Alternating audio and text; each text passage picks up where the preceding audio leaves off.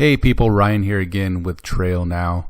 This is the second installment in a series of videos that we're putting out in order to educate people on the proposed rail with trail. Previously we mentioned the 4 tests necessary to determine highest and best use. Here we'll be focusing on, is the proposed use physically possible? Now, advocates that are supporting the idea of building the trail next to the train tracks will state that 94% of the corridor is wide enough. However, here at Trail Now, we don't believe that's the case. To date, efforts to build the trail have been focused primarily on the areas to the north and south of Santa Cruz, and we support these efforts. These areas of the corridor consist of wide open space with very limited physical constraints. However, the central reach of the corridor, which is expected to be the most heavily used portion, is also the most physically constrained. What I'd like to do now is go over a quick example to help illustrate this issue. Here we're looking at a map that shows the boundaries of the corridor and the surrounding properties.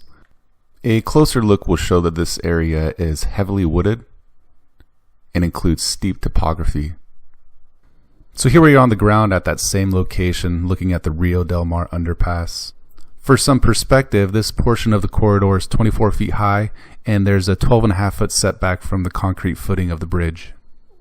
To accommodate the proposed path, you actually need 16 feet, 12 for the path itself, and then the 2-foot shoulders on either side. So somehow in this extremely narrow and confined space, we need to find a way to accommodate an additional 16 feet.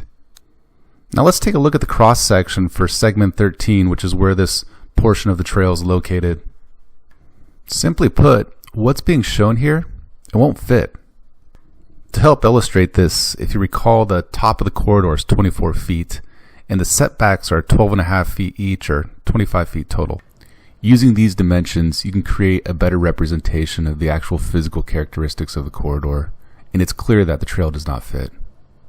Now this isn't just a one-off location. There's multiple spots along the corridor that feature this steep topography and narrow, confined area. Here's a spot just across from the boardwalk. These yellow lines are indicative of the topography, and the closer they are, the steeper the slope. The flat area at the bottom is essentially the corridor, and it measures about 20 to 25 feet across. Here's another spot just east of the harbor. Again, the closely spaced yellow lines show how steep the slope is there.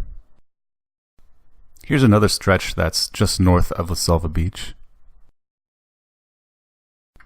One last quick point we wanted to make here, and this is an important one, is even if technically the train and the trail could fit in the corridor, what's being proposed here is at the absolute extremes for a rail with trail project.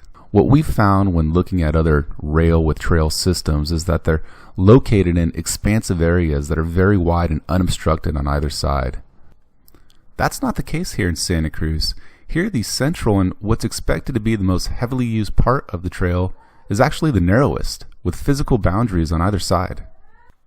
Nationally, the average setback for a rail with trail is 33 feet. For what's being proposed here in Santa Cruz, these setbacks would range from 8.5 to 12 feet in some of the most heavily used parts of the trail. Typically, these narrow setbacks would be reserved for a tourist train which would run a couple times a week at low speed, not a commuter line running every 30 minutes. With enough engineering and enough money, you can fit a square peg in a round hole. But is that the best way to use this incredible resource that we have? At Trail Now, we believe simpler is better.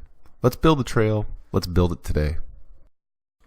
Thanks for watching. If you haven't already, please follow us on Facebook. If you'd like to see additional videos or get any additional information, please go to our website, trailnow.org.